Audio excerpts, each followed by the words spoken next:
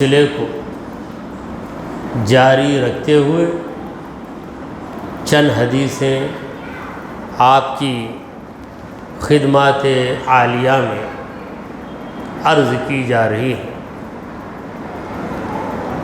بزار کی روایت ہے، اللہ کے پیارے نبی محمد عربی صلی اللہ تعالی علیہ وآلہ وسلم نے فرمایا، ان فی النار حجرا، بے شک جہنم کی آگ میں، جہنم میں ایک پتھر، ان فی النار حجرا، ایک حجر ہے، ایک پتھر ہے، یقال له ویل، اس پتھر کا نام ہے ویل، یصعد علیہ العرفاء وینزل، جو عرفاء ہیں، عراف لوگ ہیں، وہ اس پر چڑھیں گے اور اتریں گے۔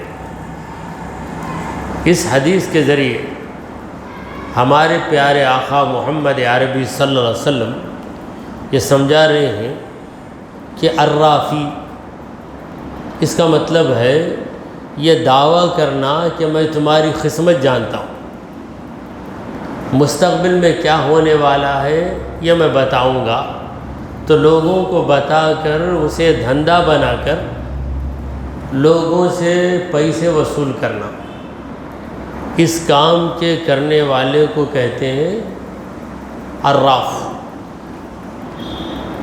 یہ سخت مذموم کام ہے، کیونکہ قسمتوں کو کون جان سکتا ہے؟ اولیاء کرام کو اللہ بطریق الہام بتا دیتا ہے، مگر اولیاء یہ دعویٰ نہیں کرتے کہ آؤ میں تمہیں تمہاری قسمت بتاتا ہوں، اور جب قسمت بتاؤں گا تو میری اتنی فیس ہوگی، پھر میں تمہاری قسمت کو چینج بھی کر سکتا ہوں۔ ایسے شخص کو جو یہ دعویٰ کرے کہ میں تمہارا مستقبل بتاؤں گا، تمہارا فیوچر بتاؤں گا، اس کے لیے سخت عذاب ہے، اور وہ عذاب یہ ہے کہ جہنم کے اندر ایک خاص پتھر، اس پتھر کا نام ہے ویل۔ ویل کا معنی ہے بربادی، ہلاکت، بربادی والا پتھر۔ اور جو دنیا میں عرافی کرے گا، یعنی غیب دانی کا دعویٰ کرے گا اور مستقبل کے حالات بتانے کا دعویٰ کرے گا، اسے یہ عذاب دیا جائے گا کہ اس پتھر پہ چڑھنا ہے، اترنا ہے، چڑھنا اترنا، حالت خراب ہو جائے گی۔ اب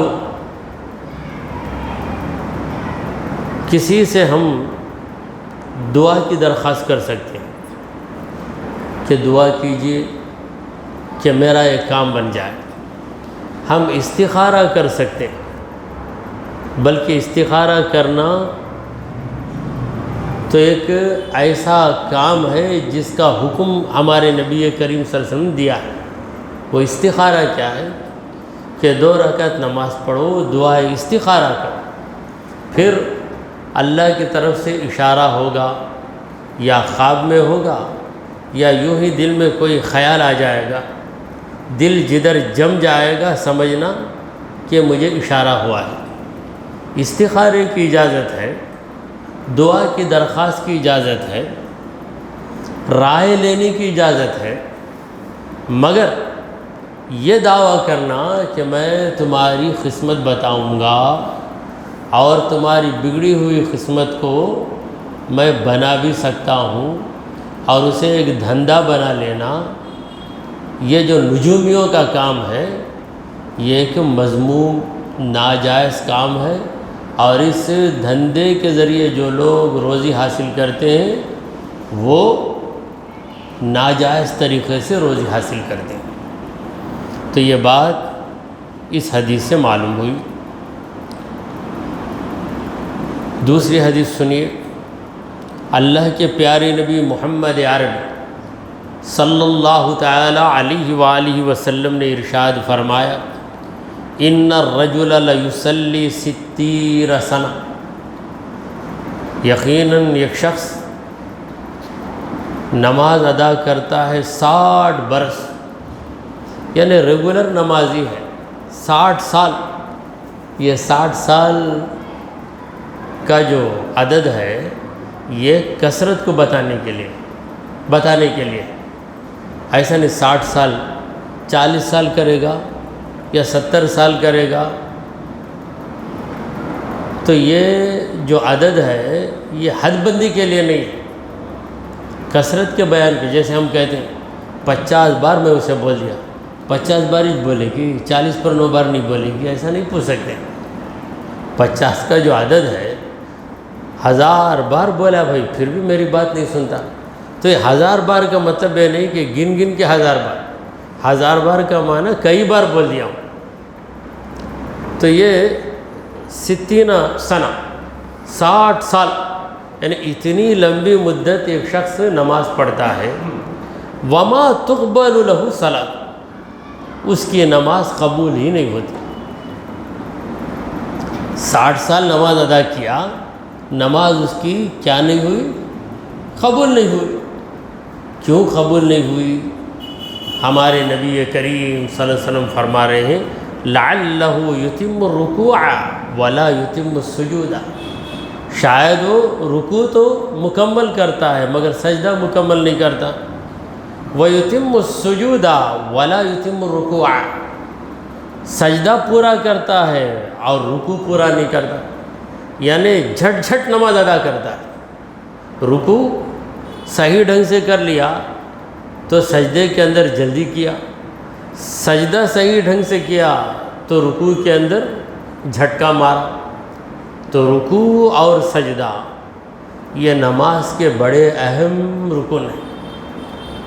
قیام تو رکن ہے نماز میں، قیام کے بعد رکوع اور سجدہ، اسی لیے قرآن میں سجدے کی آیتیں، رکوع کی آیتیں تو نہیں ہیں مگر ایک مضمون ختم ہوتا ہے تو ایک رکوع مقرر ہے، مگر قرآن میں کہیں قیام تو نہیں، رکوع ہے سجدہ ہے۔ فرق یہ ہے کہ سجدے کی آیت آتی ہے تو سجدہ کرتے ہیں، رکوع آیا تو رکوع نہیں کرتے۔ بعض لوگ یہاں بھی غلط فہمی سے، علم کی کمی، سجدہ جہاں ہے وہاں سجدہ کرنا چاہیے، صحیح بات ہے۔ کتنی جگہ رکوع لکھ کر ہے، وہاں سب رکوع کرنا ہے کیا؟ وہ پڑھتے ہیں وہاں کھڑے ہو کے رکوع کرنا، ایسا نہیں۔ تو یہ رکوع جو مقرر ہے اس کی وجہ یہ ہے کہ وہاں تک ایک مضمون ختم ہوتا ہے، اس مضمون پر مناسب ہے کہ آپ رکوع کر لیں، یعنی آپ نماز میں پڑھنا شروع کریں گے۔ الف لام میم ذالک الکتاب لا ریب فیہ ھدی للمتقین الذین یؤمنون بالغیب ویقیمون الصلاۃ ومما رزقناہم ینفقون، یہ کہاں تک جا کے پہنچے گا؟ ختم اللہ علی قلوبہم وعلی سمعہم وعلی ابصارہم غشاوۃ ولہم عذاب عظیم۔ پھر دوسرا مضمون ہے ومن الناس، منافقوں کا مضمون ہے۔ تو یہاں پر ایک مضمون ختم ہوا، تو یہاں آپ قیام کی حالت میں ہے، قرات کر رہے ہیں تو رکوع کر سکیں، وہ ایک اشارہ ہے۔ جہاں رکوع آیا وہاں رکوع نہیں کریں گے، مگر سجدے کی آیتیں 14 آیتیں ہیں سجدے کی، وہاں سجدہ کرنا پڑے گا۔ آپ نماز کی حالت میں ہے، سجدے کی آیت آپ پڑھ لیں گے تو عین حالت نماز میں آپ سجدہ کریں گے، اسے کہتے ہیں سجدہ تلاوت۔ پھر سجدہ تلاوت کے بعد کھڑے ہو جائیں گے۔ اگر آپ نماز کے باہر قرآن کی تلاوت کرتے ہیں تو جب سجدے کی آیت آئے تو بہتر یہ ہے کہ اسی وقت سجدہ کر لیں۔ اگر بعد میں بھی آپ سجدہ کریں گے تو اس کی اجازت ہے، مگر سجدے کا وجوب آپ سے ساقط نہیں ہوگا، یعنی سجدہ بہرحال کرنا ہی ہے، اب نہیں تو بعد میں صحیح بہرحال کرنا ہے۔ تو رسول کریم صلی اللہ علیہ وسلم فرما رہے ہیں کہ رکوع اور سجدہ 2 اہم رکن ہیں نماز کے، دونوں میں کسی میں اگر کمی کر دیا، خامی کر دیا تو پھر اس کی نماز قبول نہیں ہوتی، وہ سمجھتا ہے کہ میری نماز ہو گئی۔ لہٰذا نماز میں اہتمام چاہیے۔ اہتمام کیا ہے؟ رکوع کریں گے تو سکون کے ساتھ رکوع کریں، آپ کو رکوع میں سورہ بقرہ تو پڑھنا نہیں، سبحان ربی العظیم 3 بار بولنا ہے، سبحان ربی العظیم، سبحان ربی العظیم، سبحان ربی العظیم 3 بار بولنا سنت ہے۔ اگر 3 بار کوئی نہیں بولا، بہت جلدی ہے، تو سبحان ربی العظیم 1 بار کہے گا تو بھی سکون سے کہے۔ دیکھیے اللہ تعالیٰ کتنا مہربان ہے۔ رکوع کا حکم ہے، رکوع کرنا فرض، رکوع میں تسبیح پڑھنا سنت، سبحان ربی العظیم یہ پڑھنا سنت ہے، یعنی خدا کا فرض، نبی کی سنت، دونوں اس طرح ملے جلے ہیں کہ فرض کے ساتھ سنت، سنت کے ساتھ فرض۔ اللہ اکبر تکبیر تحریمہ یہ سنت، اللہ اکبر کہنا فرض، اللہ اکبر کہنا فرض، کانوں تک ہاتھ اٹھانا سنت۔ تو دونوں فرض اور سنت کس طرح مل گئے؟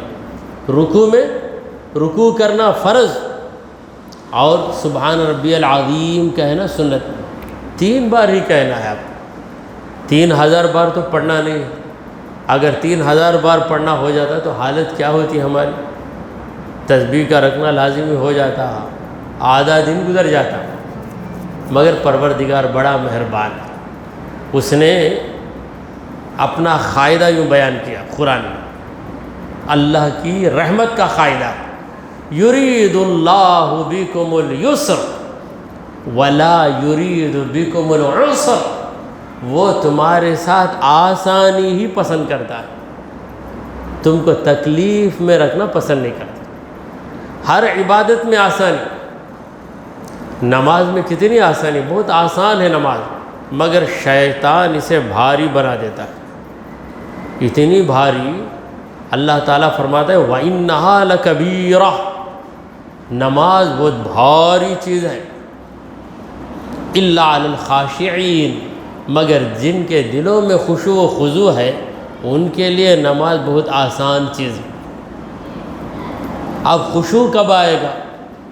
عقیدے سے آئے گا، خشوع عقیدے سے آئے گا۔ رکوع عقیدہ نہ رکھنے والا بھی رکوع کر لیتا ہے، منافق بھی رکوع کرتا ہے، منافق بھی رکوع کرتا، اداکاری کی نماز پڑھنے والا، ایکٹنگ کی نماز پڑھنے والا وہ بھی رکوع کر لیتا ہے۔ چوری کی نیت سے کوئی آیا، رکوع کر رہا ہے، پھر موقع پا کر بھاگ کے چوری کر لیتا ہے، مگر خشوع یہ وہی اپنے دل میں رکھ سکتا ہے جس کا عقیدہ درست ہے۔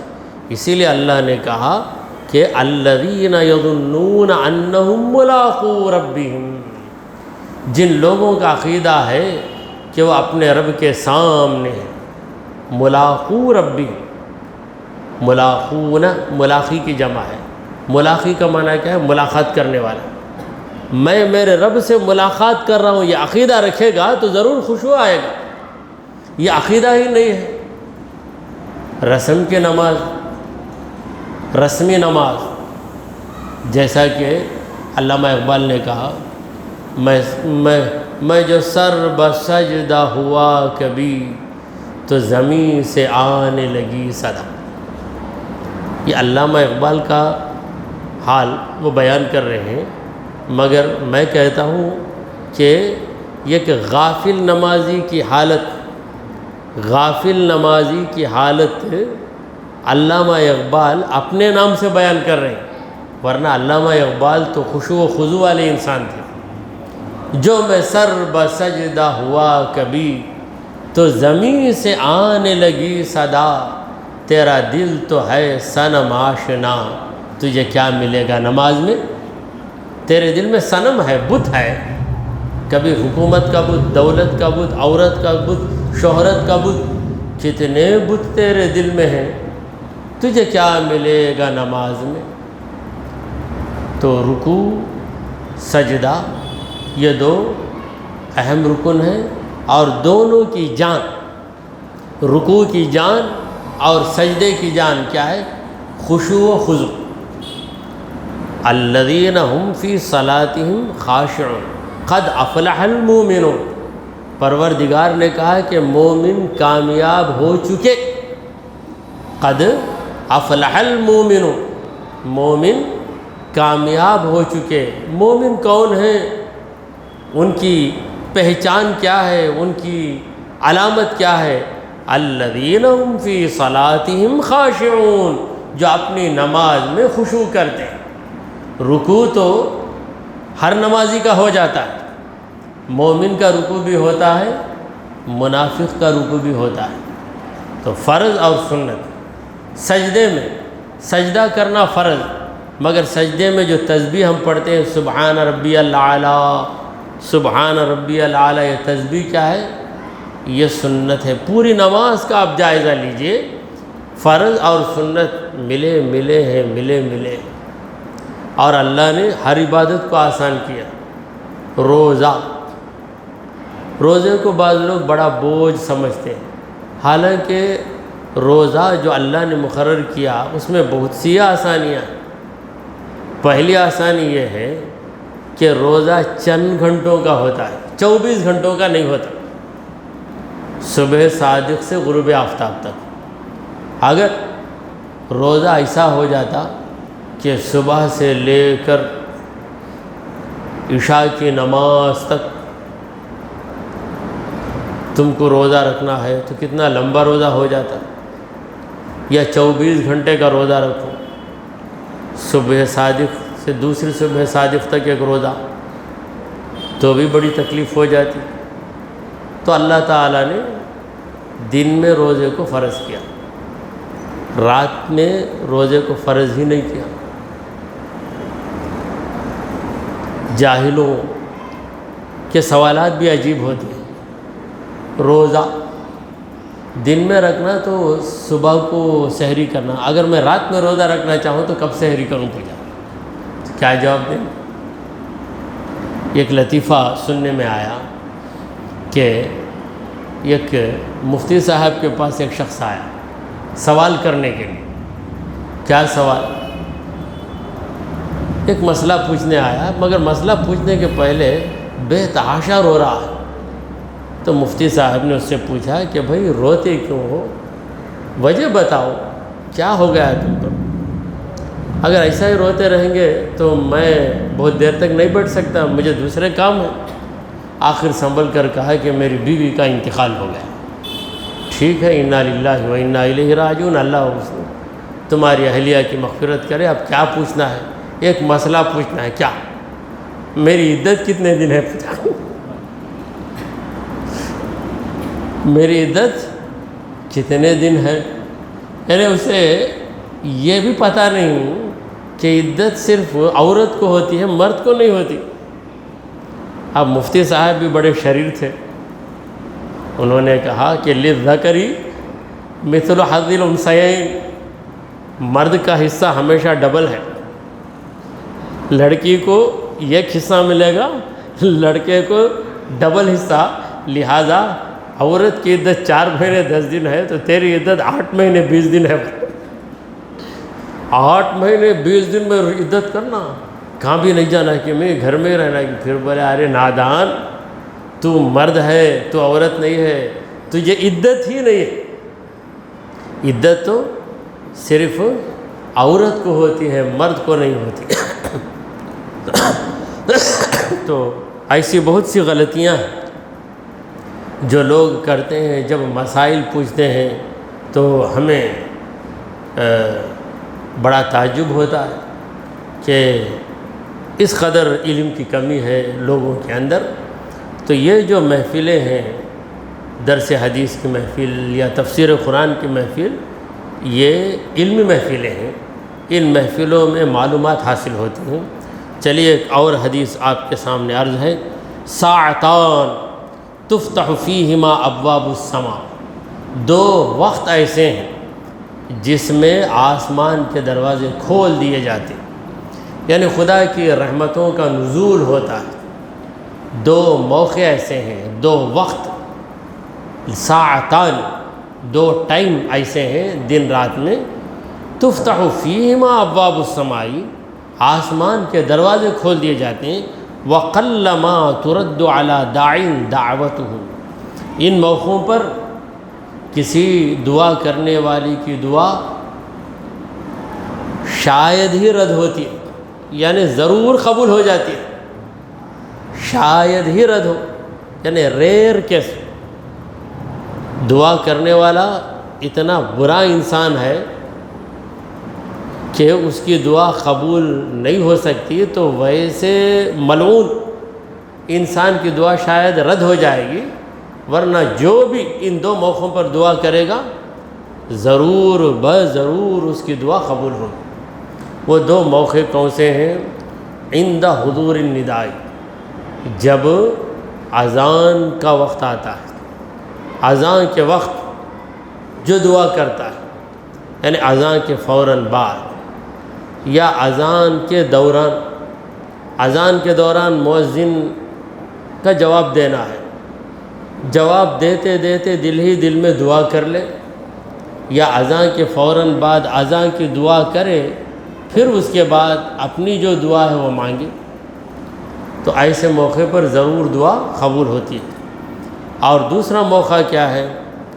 والصف فی سبیل اللہ، اللہ کے راستے میں لوگ صف آرا ہوتے ہیں، یعنی جب جنگ کا موقع آ جائے اس وقت پر مجاہدین اپنی جانوں کو اپنی ہتھیلیوں میں لے کے کھڑے ہیں، اس وقت پر جو دعا مانگی جاتی ہے وہ ضرور دعا قبول کی جاتی ہے۔ تو پہلا موقع بڑی آسانی کا ہے، دوسرا موقع بڑا کٹھن ہے۔ یہ موقع جہاد کے موقع پر ہی نصیب ہوگا، مگر پہلا موقع تو روزانہ 5 مرتبہ نصیب ہوتا ہے۔ 5 مرتبہ اذان پکاری جاتی ہے 5 نمازوں کے لیے، تو ان تمام موقعوں پر دعا کی قبولیت ہے۔ یہ خدا کا کرم دیکھیے کہ اس نے ایسے موقع مقرر کر دیے ہیں جن میں وہ اپنے بندوں کی دعاؤں کی قبولیت کا وعدہ بطور خاص فرما رہا ہے۔ اور عموماً تو اللہ تعالیٰ نے کہا کہ اجیب دعوت الداعی اذا دعانی، جب دعا مانگنے والا مجھ سے دعا مانگتا ہے میں اس کی دعا کو قبول کرتا ہوں۔ پورے قرآن میں اللہ نے کہیں ایسا نہیں کہا کہ اردو دعا احد یا دعا فلان، یہ فلاں آدمی کا یا کسی آدمی کی دعا کو میں رد کرتا ہوں۔ پروردگار نے کہیں ایسا نہیں کہا، ہر جگہ اللہ نے کہا کہ میں دعا کو قبول کرتا ہوں۔ یہ اس کا کرم، یہ پروردگار عالم کا کرم ہے۔ اللہ کی محبت والے حضور کی بارگاہ میں پہنچ کر پوچھنے لگے کہ ہم رب کو کہاں پائیں، رب کو کہاں پائیں؟ اللہ نے کہا کہ اے میرے محبوب، میری چاہت والے بندے آپ کی بارگاہ میں آ کر آپ سے سوال کرتے ہیں۔ وَإِذَا سَأَلَكَ عِبَادِي عَنِّي، میرے بارے میں، اباؤٹ می، میرے بارے میں میرے بندے آپ سے پوچھیں۔ پھر اللہ تعالیٰ نے یہ نہیں کہا کہ فَقُلْ إِنِّي قریب، کہا فَإِنِّي قریب، یقیناً میں قریب۔ یعنی نبی کریم صلی اللہ علیہ وسلم کے وسیلے اور واسطے سے بندے رب کا پتہ پوچھ رہے ہیں، تو رب فوراً لپک کر کہہ رہا ہے کہ اے بندو میں تم سے قریب ہوں، فَإِنِّي قریب۔ تو یہاں پہ فقل، اے نبی آپ کہیے کہ میں قریب ہوں، اس کی تفسیر یوں کی جاتی ہے، یعنی اللہ نے حضور سے کہا کہ اے نبی آپ لوگوں سے کہیے، مگر قرآن میں فقل کا لفظ نہیں ہے۔ تو اس سے یہ بتانا مقصود ہے کہ بندہ جب خدا کے بارے میں پوچھ تاچھ کرتا ہے، خدا کی معرفت حاصل کرنے کے لیے آگے بڑھتا ہے، تو پروردگار عالم اس کی طرف ایسے متوجہ ہوتا ہے کہ اللہ تعالیٰ اسے یہ اطلاع دیتا ہے کہ فَإِنِّي قریب، یقیناً میں قریب۔ اور حدیث قدسی میں ہے کہ من اتانی یمشی اتیتہ ہرولۃً، جو میرے پاس چل کر آتا میں اس کے پاس دوڑ کر آتا ہوں۔ اللہ دوڑ کے آتا ہے، یہ ہم کو سمجھانے کے لیے، ورنہ چلنا دوڑنا بھاگنا یہ سب ہماری صفتیں ہیں، اللہ کی صفت نہیں۔ مگر ہم بندے، ہماری سمجھ میں بات اسی وقت آئے گی جب ایسی مثال دی جائے جس کو ہم سمجھ سکیں، ہم کو سمجھانے کے لیے اللہ نے کہا من تقرب الیہ شبرا تقربت الیہ ذراعا، جو یہ بالش مجھ سے قریب ہوگا، بالش جسے یہاں کی تمل زبان میں جان کہتے ہیں، یہ ایک بالش جو مجھ سے قریب ہوگا میں ایک ہاتھ اس سے قریب ہو جاتا ہوں۔ یہ اللہ کی مہربانی ہے۔ دعا کیجئے کہ پروردگارا ہم نے جو کچھ کہا اور سنا اسے قبول فرما دے۔ اے اللہ ہمارے گناہوں کو معاف فرما، ہماری خطاؤں کو درگزر کر دے۔ اے رب کریم ہم پر تیری رحمتوں کا نزول فرما۔ اے اللہ ہمارا خاتمہ ایمان کی حالت پہ فرما۔ وصلی اللہ تعالی علی خیر خلقہ سیدنا و مولانا محمد وعلی آلہ و اصحابہ اجمعین۔